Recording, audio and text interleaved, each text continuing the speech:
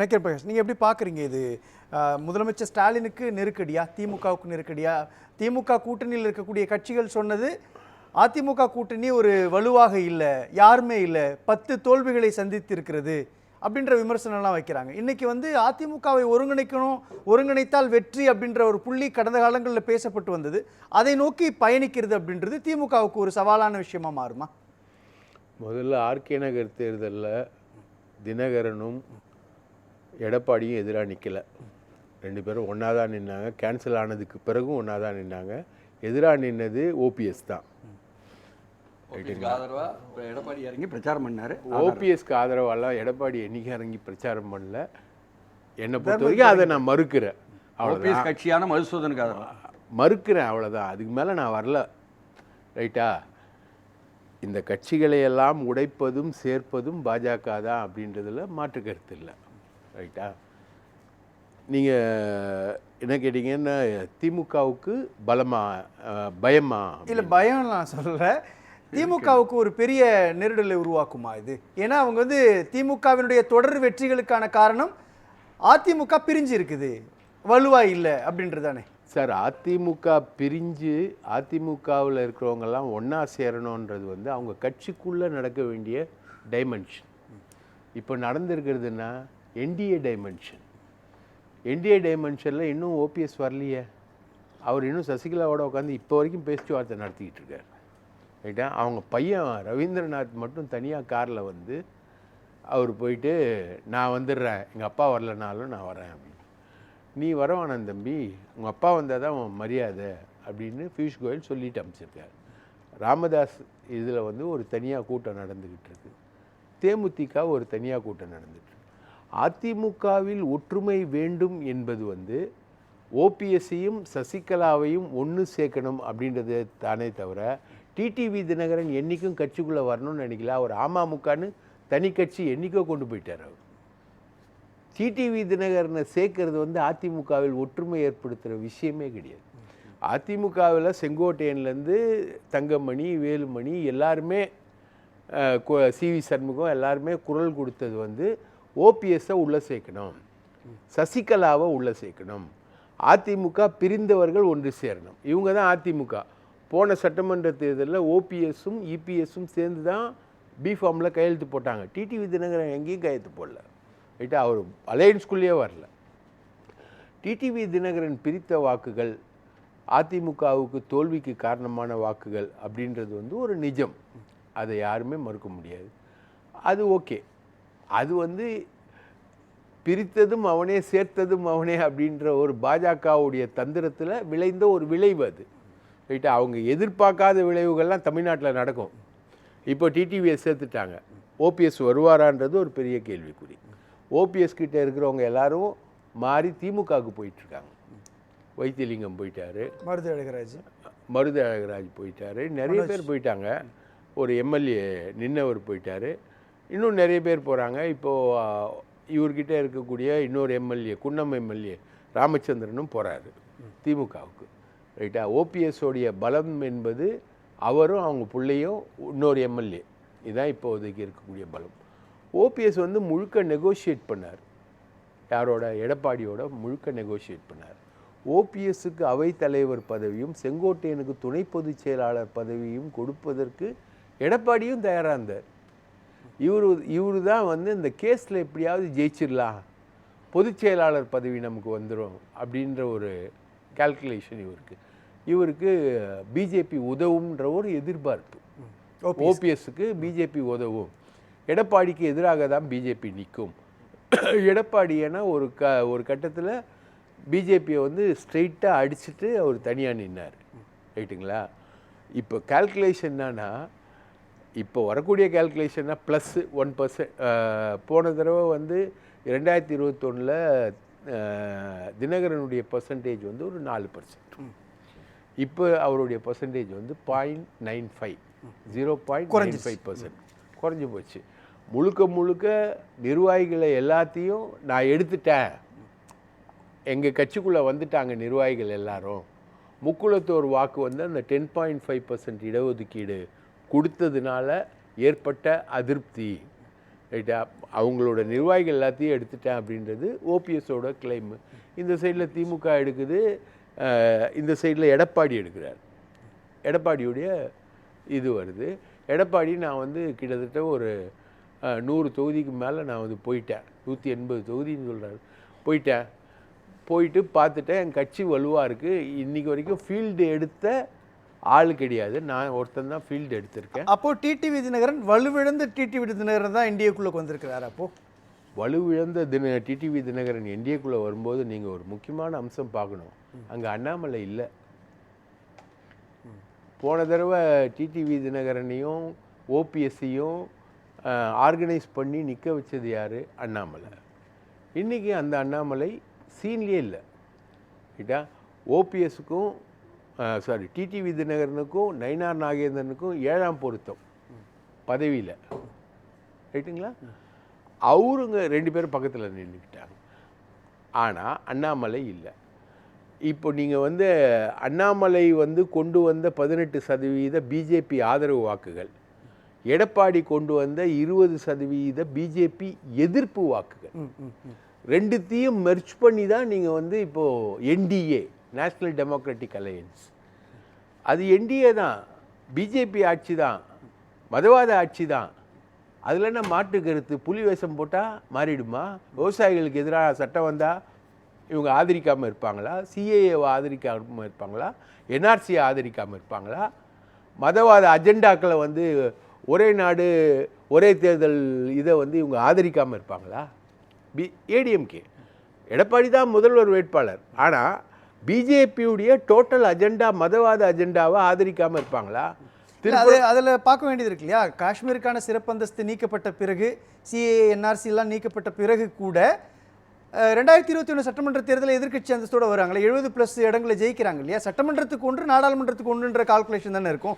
இன்னொன்று, இப்போ டிஎஸ்எஸ் மணி சார் சொல்கிற மாதிரி பிரதமர் நரேந்திர மோடியுடைய கூட்டம் முதல்ல திருப்பரங்குன்றத்தில் தான் போடப்பட்டது. ஆனால் மதுராந்தகத்துக்கு மாற்றுறாங்க அப்படின்றப்போ அது வந்து இபிஎஸோட இன்ஃப்ளூயன்ஸ்.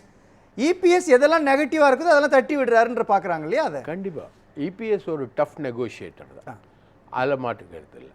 அவர் வந்து தன்னை எதிர்த்து காரி துப்பிய அந்த வார்த்தையை யூஸ் பண்ணிட்டேன், தன்னை எதிர்த்து மிக மோசமாக பேசிய டிடிவி தினகரனையே ஃபோல்டு கொண்டு வந்துட்டார். ஆனால் டிடிவி தினகரன் ஃபோல்டுக்குள்ளே வர்றதுக்கு காரணம் என்ன தெரியுங்களா?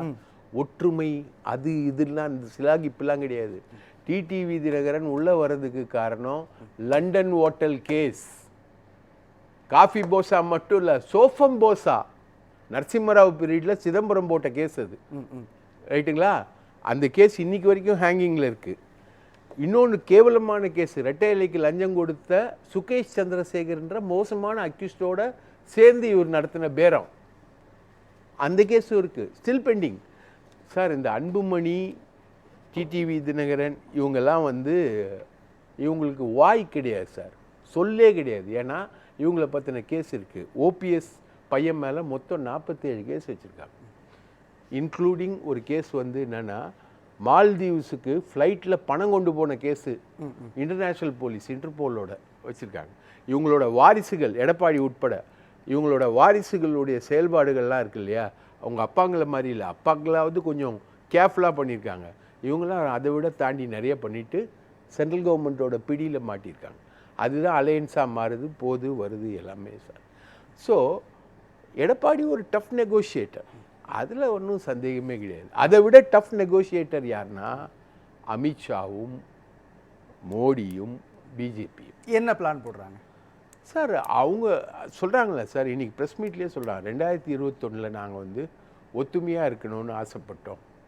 ஆனால் 2021 வந்து அது நடக்காததுனால திமுக ஆட்சி வந்தது சொல்கிறாங்க இல்லையா அவங்க சார்.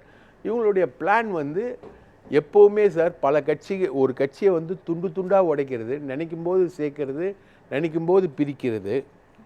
ரைட்டுங்களா? அதுக்கடுத்தது சரத்பவாரின் செல்வாக்கிழந்த மும்பைன்னு கொண்டு வர்றது, ரைட்டா? சிவசேனாவின் செல்வாக்கிழந்த மும்பைன்னு கொண்டு வர்றது, மகாராஷ்டிரான்னு கொண்டு வர்றது, எண்ட் ரிசல்ட்டில் பீகாரில் அதே மாதிரி தான் ஹரியானாவில். இது இவங்களுடைய டாக்டிக்கல் லைனு. இவங்க வந்து உடைச்சாங்க, தமிழ்நாட்டில் எக்ஸ்பெரிமெண்ட் பண்ணாங்க. இதுல 2 பாயிண்ட் வைக்கிறாங்க இல்லையா? ஒன்று என்டிஏ கூட்டணியை வலுப்படுத்துறது, அதிமுகவில் பிரிந்தவர்கள்லாம் ஒன்று சேருது. இன்னும் ஓபிஎஸோட ஸ்டாண்ட் என்ன, சசிகலாவோட ஸ்டாண்ட் என்ன, அவங்க உள்ள வந்தால் தான் பிரிந்தவர்கள் ஒன்று வருதா அப்படின்ற வார்த்தையை நீங்கள் முன் வச்சிங்க. ஆனால் இன்னொன்று இன்னைக்கு பியூஷ் கோயல் சொல்றாரு, ஸ்டாலின், உதயநிதி, சபரீசன் பேர் சொல்லியே சொல்றாரு, உள்ளிட்டோருடைய ஊழலை மக்கள்கிட்ட அம்பலப்படுத்துவோம்ன்றாரு. அது அவங்க அஜெண்டா மட்டும் இல்லை சார், எடப்பாடியோட டிமாண்டும் கூட. அவர் போய் கவர்னரை பார்த்து ஊழல் பட்டியல் கொடுத்தார் இல்லையா, அது உட்பட, அது சும்மா பேருக்கு கொடுத்தது. ஆனால் அவங்களுடைய அஜெண்டா வந்து சபரீசன், உதயநிதி, ஸ்டாலின் உட்பட, இன்னைக்கு மம்தாவை பிடிக்கிறாங்க இல்லையா இந்த ஐபேக் கேஸில் கேல்கட்டாவில், அந்த மாதிரி ஒரு பெரிய கேஸில் வந்து இவங்களை எல்லாரையும் வந்து உட்படுத்தணும், அவங்க மேலே வந்து அமலாக்கத்துறையை பாய்ச்சணும், அவங்கள வந்து தேர்தல் நேரத்தில் திமுக வந்து கதிகலங்க வைக்கணும். ஏவா வேலு மாதிரி அமைச்சர்கள், துரைமுருகன் மாதிரி அமைச்சர்கள், நேரு மாதிரி அமைச்சர்கள், இவங்க எல்லாரையுமே வந்து கதிகலங்க வைக்கணுன்றது வந்து அவங்களுடைய பிளானு. அதுக்கு தான் டாஸ்மாகை கொண்டு போனாங்க, டாஸ்மாக் கேஸை கொண்டு போனாங்க. ஆனால் என்ன பண்ணுறது, அமலாக்கத்துறையை மன்னிப்பு கேட்குற அளவுக்கு அந்த கேஸை வெற்றிகரமாக திமுக ஹேண்டில் பண்ணிடுச்சு. ஆகாஷ் பாஸ்கரன் கிட்ட அமலாக்கத்துறையை மன்னிப்பு கேட்குற அளவுக்கு அந்த கேஸை ஹேண்டில் பண்ணிச்சு. அவரும் ஒரு படத்தை ப்ரொடியூஸ் பண்ணி சென்சார்ஷிப்லாம் வாங்கி அவரும் ரிலீஸ் பண்ணிக்கிட்டு இருக்கார், அவரும் அந்த பிஸ்னஸில் இருக்கார். ஸோ இவங்க பண்ண போகிறாங்க அப்படின்றது வந்து உலகத்தில் இருக்க அரசியல் தெரிஞ்ச, ஏபிசிடி தெரிஞ்ச எல்லாருக்கும் தெரியும். அமலாக்கத்துறை அதுக்கு தான் யூஸ் பண்ணுவாங்க, சிபிஐ அதுக்கு தான் யூஸ் பண்ணுவாங்க. ஆனால் இதை எதிர்த்து ஃபைட் பண்ணோன்ற திமுகவுடைய அந்த சட்டத்துறை நிபுணர்களோட நெஞ்சுரம் இருக்குல்ல, அது எமர்ஜென்சியே பார்த்தது. அது ரைட்டுங்களா? இன்றைக்கி ரெய்டு நடத்தி இவ்வளோ சிபிஐ விசாரணைக்குள்ளாகி ஜனநாயகன் படத்தை தடை பண்ணி இவ்வளோ பிரச்சனைக்குள்ளாகி நிற்கக்கூடிய விஜய் வந்து மத்திய அரசை எதிர்த்து, ஒன்றிய அரசை எதிர்த்து எதுவுமே பேசலை. ஆனால் எமர்ஜென்சி கொடுமைகள் ஆளாகி கூட்டத்துங்களுக்கு வர முடியாத நிலைமையிலையும் முரசொலியில் இன்று அண்ணா சமாதிக்கு அஞ்சலி செலுத்த முடியாதவர்கள் என ஒரு லிஸ்ட்டை கலைஞர் வந்து முரசொலியில் பப்ளிஷ் பண்ணார். அவங்க தான் அரெஸ்ட் ஆனாங்கன்று. ஸோ அதை எதிர்த்து இயக்கம் கண்டவங்க இவங்க வந்து இன்றைக்கி கவர்னரை வச்சு பண்ணுறாங்க. இவங்க எல்லாமே மாநில சுயாட்சி உணர்வை, மாநில சுயாட்சி கோரிக்கைகளை வந்து இவங்க அதிகப்படுத்திக்கிட்டே இருக்காங்க. அது எதிர்த்த ஃபைட். இப்போ இந்த விஷயத்தின் மூலமாக, டிடிவி தினகரன் வருகையின் மூலமாக இபிஎஸோட இமேஜ் உயரலையா, அவருடைய வலு அதிகமாக இல்லையா சார்? இபிஎஸோட வலு அதிகமாகுதா இல்லையான்றதை விட, நேற்று வரைக்கும் இபிஎஸ் வந்து டிடிவி தினகரனை பற்றி பேசினது என்ன, துரோகி, அவரே சரண்டர் அடைஞ்சிட்டாருன்னு சொல்ல முடியாதா? அதுக்கப்புறம் டிடிவி தினகரன் பேசினது என்ன, முந்தா நாள் பேசினது என்ன, எடப்பாடி பழனிசாமியை வந்து நான் ஏற்றுக்கவே மாட்டேன். பின்னாடி ஒருத்தங்க கத்துறான், எடப்பாடி பழனிசாமி டெபாசிட் இழப்பது உறுதி அப்படின்னு ஒருத்தங்க கத்துறான் ப்ரெஸ் மீட்டில். நம்மலாம் பார்த்துக்கிட்டு இருக்கோம். ஸோ இவ்வளோ சண்டைகள் விஷயங்கள் நடக்கிறத வந்து திடீர்னு வந்து சேர்க்குறாங்க அப்படின்னும்போது அதில் இருக்க உள்நோக்கம் வந்து பாஜக வலுப்படுத்தணும், பாஜகவுடைய கூட்டணி தமிழ்நாட்டுக்குள்ள ஆட்சிக்கு வரணும்னு விரும்புகிறாங்க இல்லையா? இன்னொன்று, 4.5 ஆண்டுகள் அதிமுகவினுடைய தலைமை இடத்துல இருக்கிறாரு, 4.5 ஆண்டுகள் முதலமைச்சராக இருந்திருக்கிறார். அப்படின்றப்போ அவர் தானே வலுவானவராக ப்ரொஜெக்ட் ஆகிருக்காரு. ஆனால் இன்னமும் இபிஎஸ்னுடைய இமேஜ் மேலேயோ அல்லது இபிஎஸ் ஒரு ஆளுமை இல்லாத தலைவர் அப்படின்ற பார்வையோடு அணுகிறோமா இந்த விவகாரத்தில்? ஆளுமை இல்லாத தலைவர்லாம் இபிஎஸ்ஸை யாருமே சொல்ல முடியாது. 10 தோல்வி பழனிசாமி, அவ்வளோதான். 11வது தோல்விக்கு போகிறாரு, அவ்வளோதான். ஆளுமையெல்லாம் அவருக்கு இல்லாமல் இல்லை. 75 சீட்டு அவர் ஜெயிக்கிறாரு. இதே டிடிவி தினகரன் அன்னைக்கு கோஆப்ரேட் பண்ணியிருந்தாருன்னா 125 சீட்டு. ஆட்சி இபிஎஸ்க்கு ஆட்சி, இபிஎஸ்க்குள்ள மறுபடியும் ஆட்சி. அவரோட தொகுதியை மட்டும் பார்த்து அந்த வன்னியர்கள் ஓட்டு வேணுன்றதுக்காக 10.5% இடஒதுக்கீடு அவர் கொண்டு வராமல் இருந்திருந்தார்னா அவரோட ஃபேட்டு வேறு. அங்கே தாங்க தலைமை வித்தியாசப்படுது. இப்போது ஓபிஎஸ் வந்து நல்லா நெகோஷியேட் பண்ணி இங்கே அவைத்தலைவராக வந்திருந்தார்னா அதிமுகக்குள்ளே அவருக்கு ஆஃபர் பண்ணுறாங்க அவைத்தலைவராக, அவரோட ஃபேட்டு வேறு. இன்றைக்கி அவர் வந்து அதில் டைலமா காமிச்சு நான் பொதுச் செயலாளராக வரப்போகிறேன்ற மாதிரி ஒரு டைலமாவை அவர் காமிச்சதுனால இன்றைக்கி என்டிஏ கூட்டணிக்குள்ளே ஒரு ஆளாக வராரு. பல சீட்டுகளை டிசைட் பண்ண வேண்டிய ஆளாக இருந்தவர் இன்றைக்கி வெறும் 2 சீட்டோடு நிற்கிறார். அதே மாதிரி தான் சசிகலா, வெறும் 2 சீட். பேசலாம். நக்கீரன் பிரகாஷ் எப்படி பார்க்குறீங்க இது? கூட்டணி பலம்னு 40, இந்த பக்கம் சலுகைகள் அறிவிப்பு என்று 52. கூட்டணி பலம்ன்றது தான் ரெண்டுத்துலேயுமே வந்து கொஞ்சம் அதிகமாக யூடியூப்லேயும் சரி ட்விட்டர்லேயும் வந்திருக்கக்கூடியது கூட்டணி பலம் தான். திமுக அணியோட பலம் வந்து கூட்டணி. அது இல்லாமல் அவங்க வந்து சயின்டிஃபிக்காக ப்ரோப் பண்ணுறாங்க, ஒவ்வொரு இடத்துலையும் ப்ரோப் பண்ணுறாங்க. உதாரணத்துக்கு மனோஜ் பாண்டியனை அங்கே தூக்குறாங்கன்னா அங்கே வந்து பூங்கோதை ஆலடியார்னான்னு ஒரு கேண்டிடேட்டு, அங்கே வந்து நாடார் மைக்ரேஷன் டுவர்ட்ஸ் பிஜேபி வந்து அதிகமாக இருக்குது. அப்போது ஒரு கன்சாலிடேட்டடாக ஒரு ஆள் வேணும் அப்படின்னும்போது மனோஜ் பாண்டியன் அதில் வந்து கரெக்டாக இருப்பார்னு சொல்லி தூக்குறாங்க. இந்த மாதிரி ரொம்ப சயின்டிஃபிக்காக கால்குலேட் பண்ணி அவங்களோட ஸ்டெப்ஸை வந்து கொண்டு போயிட்டுருக்காங்க. டிடிவி தினகரன் வந்து என்னை பொறுத்த வரைக்கும் அவர் உயிர் வாழ்ந்ததே வந்து வெறும் மீடியா பேட்டிகளில் தான் 2 வருஷமாக. வேறு ஒன்றும் அவர் எந்த பொலிட்டிக்கல் ஆக்டிவிட்டீஸும் அவர் பண்ணதே கிடையாது.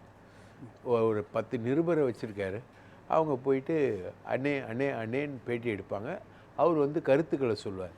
அந்த மீடியா கவரேஜ் இல்லைன்னா டிடிவி தினகரன் ஒரு ஆள் வந்து உயிரோடு இருக்கிறதே இந்த பீரியடில், போன பார்லிமெண்ட் எலெக்ஷன்லேருந்து இந்த சட்டமன்ற எலெக்ஷன் வரைக்கும் தெரிஞ்சே இருக்கார். ரைட்டுங்களா? சசிகலாவும் அதே மாதிரி ட்ரை பண்ணாங்க, முடியல. எல்லாரோடைய பேஸும் எரோடட். அதை தாண்டி வந்து கட்சியை லைவாக வச்சுருந்தது எடப்பாடி பழனிசாமி. அதுக்கு உரிய மரியாதை அவருக்கு என்றைக்குமே இருக்குது. அந்த கட்சி இன்றைக்கி வரைக்கும் லைவாக இருக்கிறது வந்து எல்லா சித்தாந்தங்களுக்கும் நல்லது. எப்படி கேரளாவில் கம்யூனிஸ்ட்டும் காங்கிரஸும் இருக்கிறதுனால பிஜேபி வராமல் இருக்குதோ, அதே மாதிரி திமுகவும் அதிமுகவும் இருக்கிறது என்பது பாஜகவுக்கு எதிரான ஒரு சக்தியாக அது பரிணமிக்கும்.